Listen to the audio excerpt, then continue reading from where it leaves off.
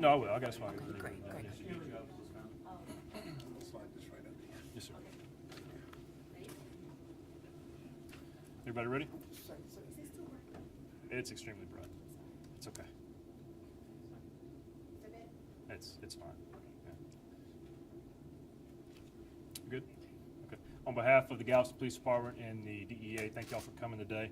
On December 25th, 2022, at approximately 7:19 p.m., officers with the Galveston Police Department responded to the 8300 block of Seawall Boulevard in relation to an unconscious person. Galveston Police Patrol officers and first responders arrived and located the victim, Vadim Burka, 31 years of age, unconscious, and life-saving efforts were implemented. Burka was transported to the University of Texas Medical Branch in Galveston, Texas, where he later succumbed to what was believed to be an overdose of narcotics. Burka was residing in Galveston at the time, and he was on a work visa in the state of Texas. Burka was in possession of a small bag of what was believed to be cocaine at the time of his death. Also on December 25th, 2022, at approximately 7:40 p.m., officers with the Galveston Police Department responded to the 5300 block of Seawall Boulevard to the Rainforest Cafe in relation to an additional unconscious person. Galveston patrol officers and first responders located Dmitry Gadovsky, 34 years of age, unconscious, and life-saving efforts were again implemented. Gadovsky was transported to the University of Texas Medical Branch in Galveston, where he succumbed to what was believed to be an overdose on narcotics as well. Gadovsky was also residing in Galveston, Texas on a work visa. Gadovsky was in possession of the same style bag as Burka that also appeared to contain cocaine. Vadim Burka and Dmitry Gadovsky were both reported to be acquaintances and attended the same holiday gathering at the 8300 block of Seawall Boulevard. Investigators quickly mobilized and began linking the two cases and determined that both Vadim and Gadovsky purchased narcotics from the same supplier. Patrick Miller, 23 of Galveston, was quickly developed as a suspect in this case as a supplier of those narcotics. The Galveston Police Department and our federal partners with the DEA quickly combined resources and further linked Patrick Miller as the supplier of the narcotics that later tested positive for fentanyl. Various investigative techniques were used to establish probable cause for the arrest of Miller. On January 5th, 2023, 10 days after the death of Vadim and Dmitry, Patrick Miller was arrested for 2 counts of manufacturing and delivery of a controlled substance with a combined bond of $200,000. Patrick Miller was released to the custody of the Galveston County Jail. This investigation is far from done. With the continued assistance with the DEA and the Galveston County District Attorney's Office, additional charges are expected. Our thoughts and prayers go out to the families and friends of Vadim Burka and Dmitry Gadovsky. The Galveston Police Department would like to thank the DEA and their swift assistance and great partnership to bring these cases one step closer to justice. And I'd like to introduce Special Agent in Charge of the Houston Field Division, Daniel Como.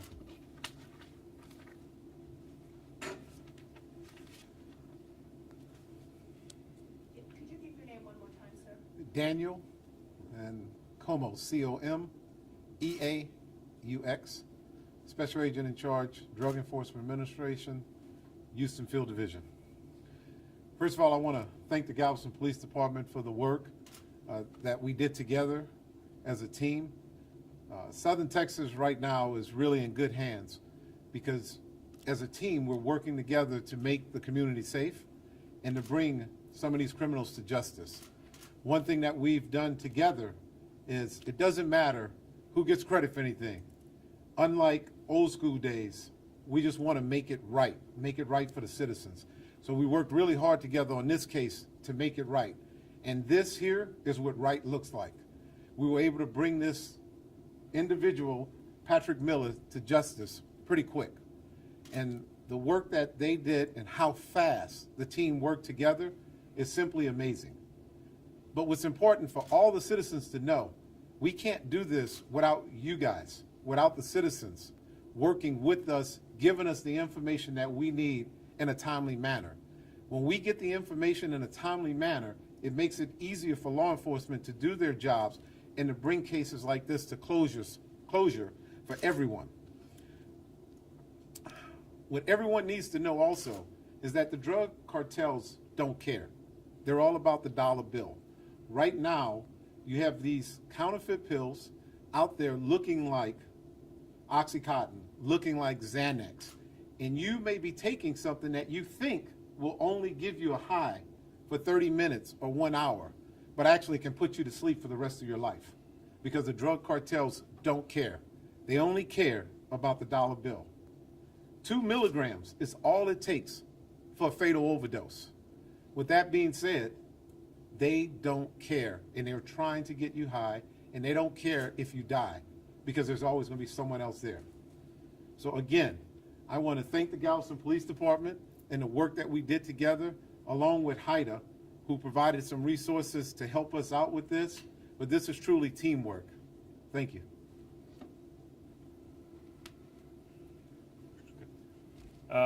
Big thank you to all the investigators here at the Galveston Police Department, the DEA's office as well. Big thank you to lead investigator Tony Rogers, who worked this case. We'll open it up for some questions, some Q&A session. Yeah, real fast.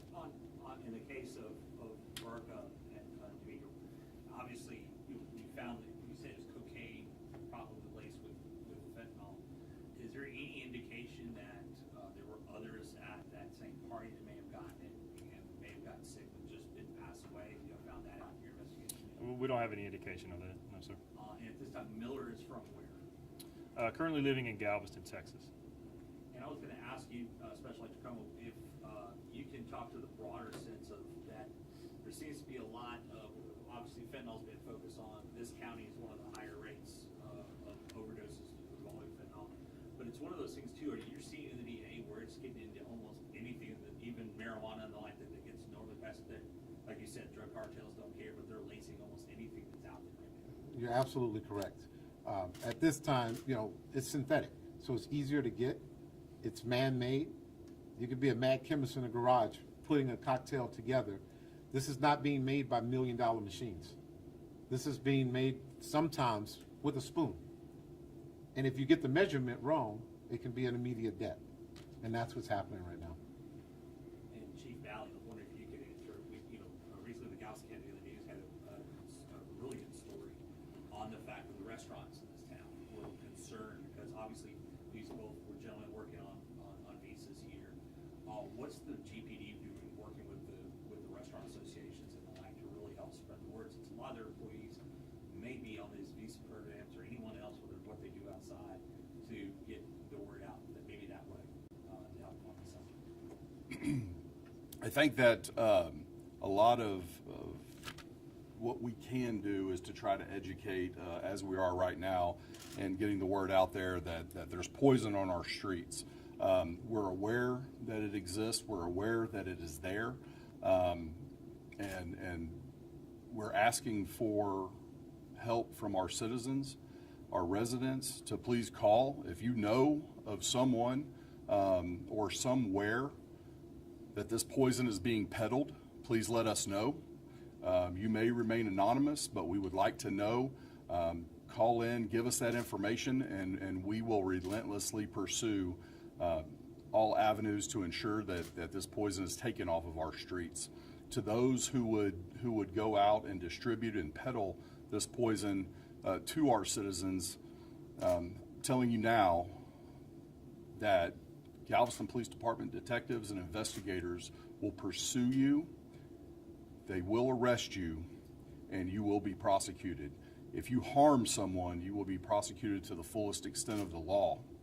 When you sleep at night, you should probably do so with one eye open and wonder if tonight is the night that the Galveston Police Department SWAT team comes knocking on your door. It's not going to happen in Galveston. We are going to do our jobs.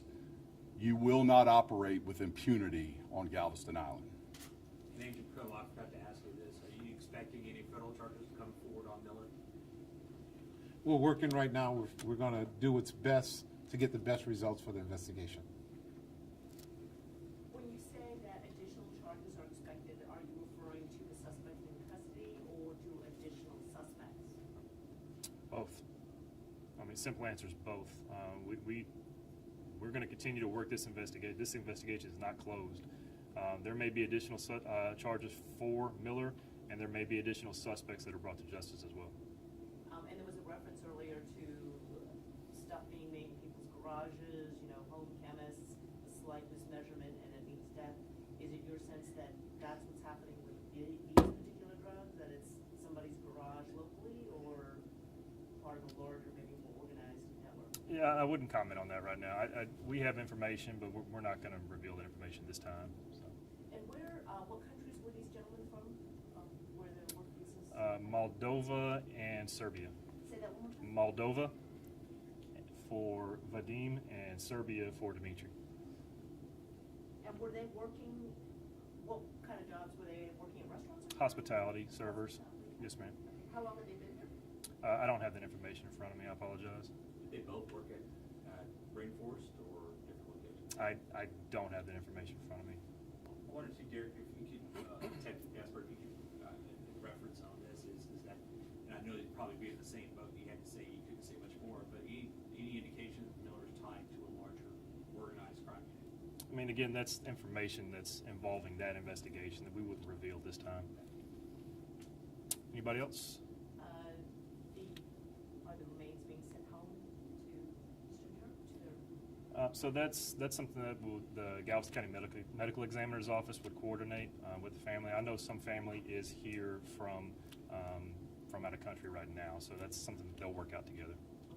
Have you spoken to family of the deceased? Investigators have, yes, sir. Okay. Do you know what they're, I mean, it's a long trip just to come and retrieve, do you know, I guess, the